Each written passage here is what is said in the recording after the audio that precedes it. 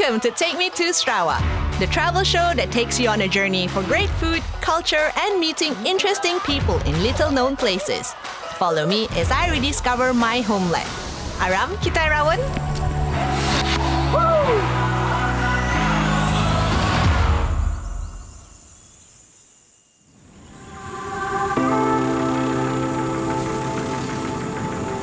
Welcome to Bacalalan. At 3,000 feet above the sea, this is home to the Lunbawang tribe. The cool air and remote location makes this a unique and largely unexplored side of Sarawak. With access limited to flights or taking a drive through logging roads, this is a perfect spot to disconnect from the rush of the city.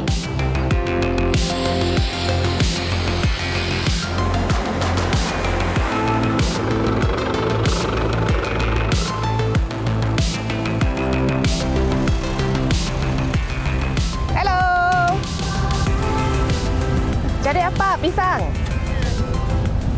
Wah, banyak pisang ah. Banyak. Lembu. Mu. Mumu.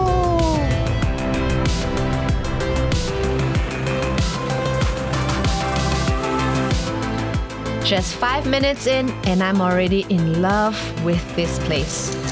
Let's head to Long Langai to meet Uncle Sakai and Auntie Roslyn. Uncle, Auntie. Anun bala. Have you heard about kopi beras before? Neither have I. Let's learn how to make it. Saya mau jemur padi. Untuk apa padi itu, Auntie? Untuk buat beras kopi itu. Boleh tolong, Auntie? Boleh. Macam mana buatnya, Auntie? Tuang dia dulu. Beras apa nih, Auntie? Ini pada nanu. Nanu ni hanya untuk kopi kah? Ya. Untuk benda lain boleh? Itu nasi bungkus tuh. Yang ini jenis padi ini. Ya. Berapa lama mau jemur ni, Auntie? Kira-kira 2 jam, 3 jam macam ni. Kita jemur dia. Freshly harvested rice grains are spread out and dried in the sun to preserve and unlock the aroma of the rice. Auntie, berapa lama sudah buat beras kopi ni? Tidak lama. Auntie suka buat kopi ni? Suka. Minum kopi ni suka tak? Ya. Suka? Sedap. Kalau cuaca bagus, cepat. Kalau tidak, lama sikit. Macam mana Auntie tahu kalau sudah ready? Biji ini lain. Kalau dia lama-lama tu kan putih dia punya biji ini. Kalau dia jadi putih, masih boleh buat kopi? Kita pergi jin dia dulu. Lepas tu menjadi beras. Lepas tu kita goreng dia menjadi kopi lah.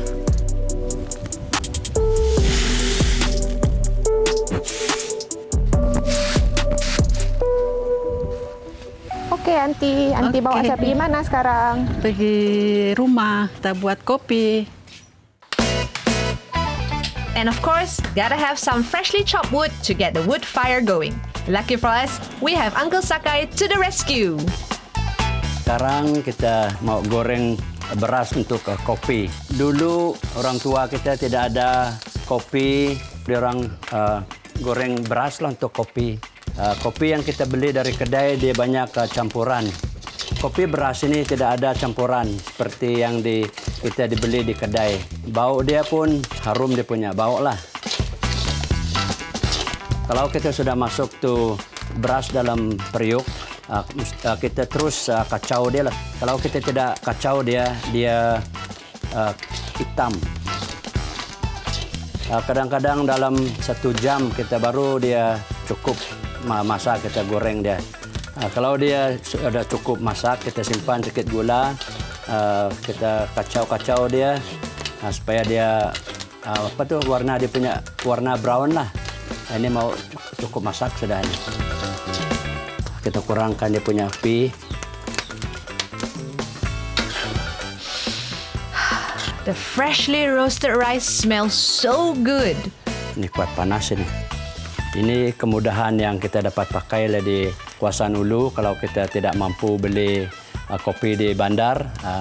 Yang lebih senang kita goreng kopi asli punya. Kita masak tu air. Kalau dia sudah mendidih, boleh kita masuk beras kopi dalam. The roasted rice is used as a coffee bean substitute and is boiled for flavor. Kopi-kopi Tawatun, ini kopi beras asli Baclalan. Kita minum kopi asli Baclalan. Okey, siapa mau minum? Okey, bah, tunggu ngirup. Baiklah, Uncle. Ngirup patun, ngirup kopi. Dok ya? Dok. Dok.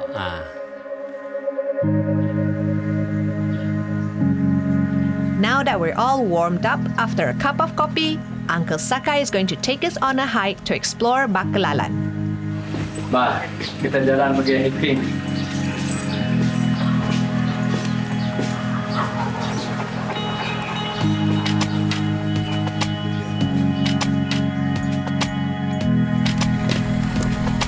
Kita pergi viewpoint. Sampai sana kita santai-santai minum kopi beras.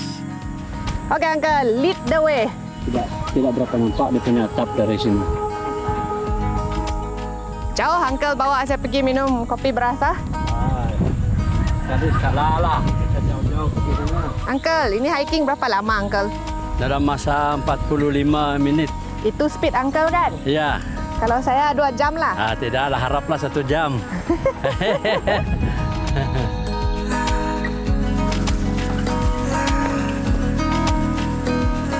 Baru 10 minit. Baru 10 minit. Ini permulaan, Uncle.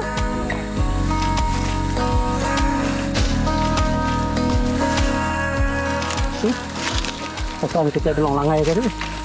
Oh, tulong langai. Sekolah atas. Sampai sudah, Uncle? Ya, sampai sudah. Wow. Huh. Kawasan sebelah sini Budok Bui, Kampung Budok Bui. Sebelah ini Kampung Long Langai. Sebelah ini Kampung Budok Nur. Di sini kita dapat melihat airport Baclalan.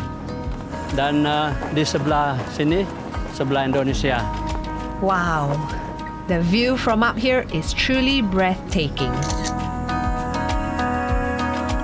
Masih panas lagi nih, Uncle? Ya, masih panas. Tidak lama dari rumah. Cheers, Uncle. Kayak minum. Thank you, Uncle. Bawa saya datang minum sini. Kopi. Ya, okey, datang lain kali. Kalau kita di sini sebelah pagi ya, awal cantik pemandangan dia kalau tidak hujan. Macam ni pun cantik juga, Uncle. Ya, nasib tidak hujan lah. Kalau hujan, lain pula cantik dia, Uncle. Ya. With cool wind in our faces and a hot drink in hand, this is the life. When we come back from the break, we'll see what else Baclalan has to offer.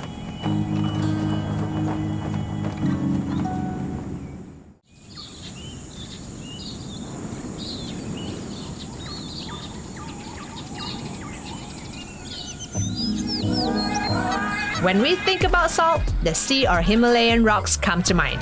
But way up here in the highlands, there is a natural salt spring that produces fine powdery salt that Baclalan is famous for. Hai, Uncle. Halo, Mbak. Mari kita masuk sana. Jom. Garam. This is Uncle Liao, an experienced salt miner. Ya. Ini rumah garam, Uncle. Ya, ini. Oh, yang belakang tu apa, Uncle? Satu tempat kita masak, ini tempat kita menginap kalau orang datang sini. He is one of the many families that operates the salt mines in Baclalan. Juga ini ya. Masa kecil saya ikut-ikut saya punya bapa dengan teman-teman masak garam. Mereka sudah mulai tempat ini dari awal dulu. Mari datang sini. Tengok apa, Uncle? Tengok ini bang garam, tengok dia punya air dalam. Okey. Ooh. So this is the source of the salt spring water. Yang saya dengar daripada saya punya nenek moyang, mereka jumpa dengan binatang-binatang seperti burung-burung datang ke tempat ini.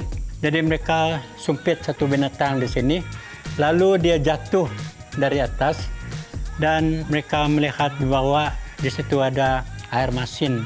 Mulai dari itu mereka tahu bahwa ini air garam. Mereka coba bersih dan masak garam di tempat ini. Look at that. Kalau dulu-dulu kami pakai beldi, baru kita ambil dari sini, kita bawa pergi tempat kita masak. Tapi sekarang ada kemudahan yang begitu baik.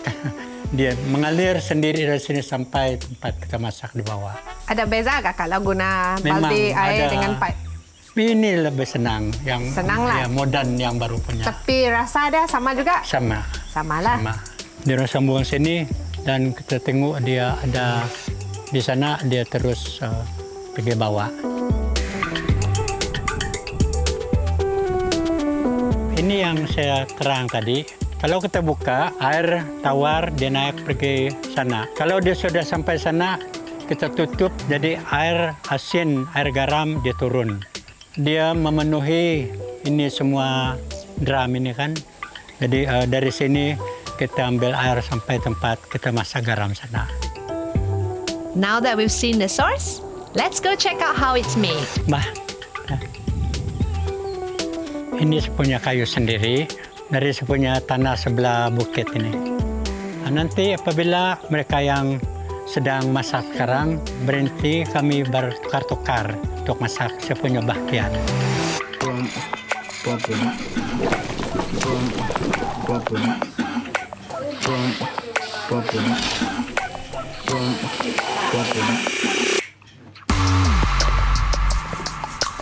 Di sini tempat kita proses garam. Mula-mula kita ambil air dari sana masuk dalam ini periuk yang 3. Bila ada air kita masuk dalam 3 ini, kita mulai masak dia sampai 3 hari 11 siang. Jadi hari yang keempat kita biar dia sejuk lah dalam setengah hari, baru kita isap dia punya air yang kita sudah masak 3 hari itu masuk di sini, dan selepas itu kita bersih dia punya periuk ini. Selepas itu kita ambil air yang kita sudah simpan sini yang bersih punya masuk dalam periuk dan kita masak dia sampai dia menjadi seperti ini. Kita biar dia sampai dia masak. Kita tidak boleh tambah air lagi. Waktu dia sudah ada isi begini, kita biar dia sekejap sampai dia kering, baru kita mulai garuh dia begini. Kalau kita tidak kacau dia begini kan, lalu dia punya kerang itu menjadi tebal. Kerang yang kita tinggal itu nanti masak lagi dan dia punya kerang itu pun menjadi garam supaya banyak kita dapat kali yang kedua. Jadi begitu cara kita memproses dia sampai dia menjadi garam. Wow, just look at all that salt. It's so mesmerizing to see how spring water can be made into the delicious seasoning we all know and love. 1 kilo kalau kita jual dia di sini Rp25. Ini harga di sini. Kalau kita jual dia di Lawas, jual di Miri, di Bintulu begitu lain di sudah. Menurut apa yang saya dengar, kalau kita bilang dia orang murut, ada yang mengkak-mengkak di sini. Orang bilang pernah mereka makan ini garam, ini tidak dapat berkembang besar sampai dia menjadi sembuh. Itu kata orang. Kalau sakit perut, kita juga dapat campur dengan air dan minum. Kalau dia siram dia punya kaki mana yang kena kudis itu dalam air garam ini pun dia dapat sembuh. Begitu yang kita dengar dari ada orang yang mengalami keadaan yang begitulah. Jadi ini yang saya tahu sedikit tentang baiknya garam bukit. Surprise, surprise! Baclalan salt is not just a seasoning, but it also has medicinal properties. Coba. Okey. Nah, cucu, nah ya main. Ya mau nah, tapi jangan terlalu banyak. Bah, saya tukar guna garam Baclalan sejak lepas ni. Come back after the break and we'll discover more.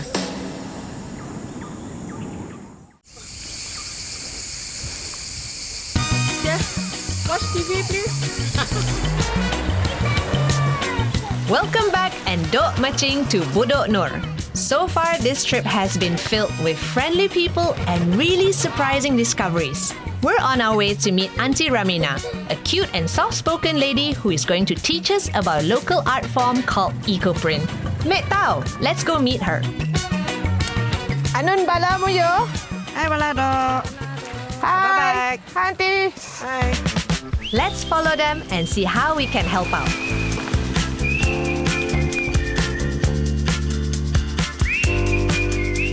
What are you guys doing? Buat apa? Ambil daun fern untuk buat ecoprint. Boleh join kah? Boleh, come. Daun apa ni? Creeping fern, family to pakis juga. Cut here. Jangan daun dia jatuh, nanti botak. Nanti dia tak cantik. Pressure is. Pastikan dia satu barisan. Tengah cari lah ni, Auntie. Dia banyak barisan. Sabar. Cantik. Yeay. Cantik. Kita pergi cari lagi. Okay. Eco-printing is a fun way to make fabric designs by using natural colorings from plants and flowers. Ini daun senduduk untuk buat warna latar. Nanti kita gunting-gunting dan rebus. Kalau mau dia punya warna pun boleh tambah dia punya bunga. This kampong is surrounded by many unique plants. I will have to make a lot of tough choices later. Okay, selain daripada daun senduduk, daun memplam juga satu daun yang kita boleh guna untuk membuat warna latar belakang. Good, red ends. Very scary.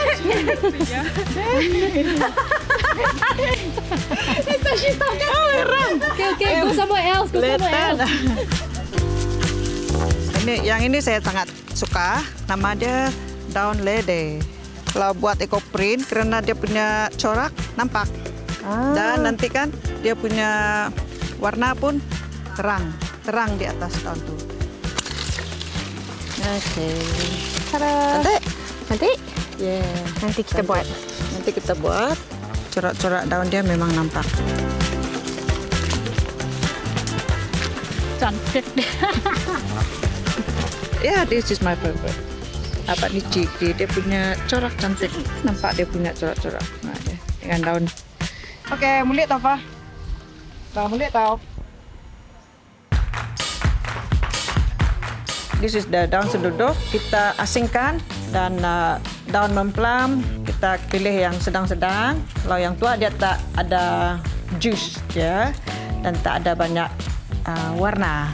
Okey, kita gunting dia macam ni halus-halus. Sudah cukup banyak, kita boleh masakkan. Ini daun mangga. Kita masukkan dia di dalam kuali. Gaul-gaul supaya mendapat daun dia masuk semua dalam air. Rebus dia selama 1 jam. Okey, untuk ecoprint kita ambil daun-daun, kita susun daun yang kita suka. Yang cantik adalah daun yang ada corak. Kalau ditutup, dia punya corak kita boleh nampak. Satu lagi yang banyak air dia. Kalau ditutup pun dia punya warna akan keluar. Kita susun ikut suka kita punya taste lah. Kita punya corak macam mana. Kalau kita mau satu jenis leaf di sini pun boleh. Kalau kita mau dia campur-campur pun boleh. Are you helping me out? No. Why not? Sendiri. But you cikgu bah. Make a circle. Make a circle. Where should ladder go to? More ladder. More ladder?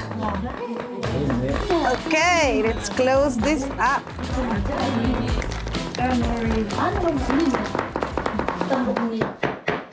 Cikgu, I'm ready to ketuk. It's hammer time! So now we knock on the stem. Make sure all the leaf shape is traced, and so that we can see the pattern of the leaf. And if it is not knocked properly, and the leaf is not beautiful. The repeated hammering of the leaves stains the cloth, leaving beautiful eco prints. Mengetok-ketok ini pun boleh menghilangkan stres dan menguji kesabaran. You really have to trace the root, the pattern, and especially the leaf edge, so that you can see the shape of the leaf. Mau sabar lah. Fun part is to trace the pattern of the leaves. Once you finish the tapping of the shape of the leaf, and you feel like, wow, it's beautiful. Although eco printing is fairly new here, these women are extremely skilled at it. After down to diketok, we place it on a black sheet of plastic, and we roll it. Kasih ketat-ketat, and both ends have to be full. It has to be tied very packed to avoid gap or space in between the cloth and the plant and the leaves. And it is ready for the steaming process. Okay. Fire slow, medium size, and we leave it at least 2 hours. Okay. Sudah di steaming tadi, sudah dikukus. Let's see. The application of heat in the steaming process serves to seal in the color onto the fabric.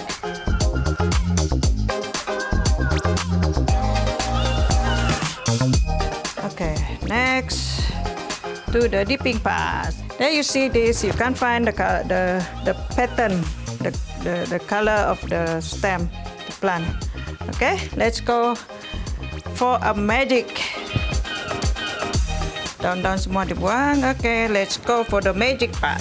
Yeah. If you want to have the color more darker, and you dip it in the kapo water. If you want it to be lighter, so you dip it in the tawas. I would love to have it more darker, and I would love to put it in the kapo water. Okay.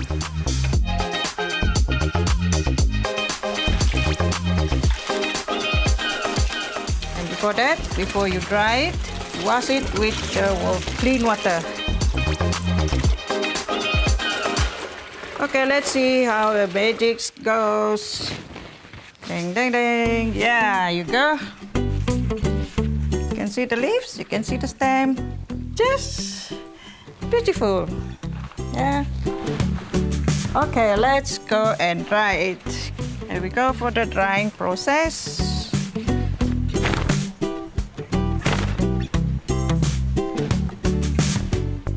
Oh, I like it. It's beautiful. I like this, my favorite. This is my favorite. And this. Because I love plants and I love all the shape of the leaves, especially in arranging the leaves. To me, it's artistic way of placing it, arranging it. To me, each piece is different, with different pattern, with different leaves. You can never copy. I can never make it the same. The shape of the leaves has its own kind. It is own shape. Yeah, and all the leaves are beautiful. Beautiful like you and me. Among daun mataga, mataga ko daang bawang tao, Baclalan. Baclalan has truly stolen my heart.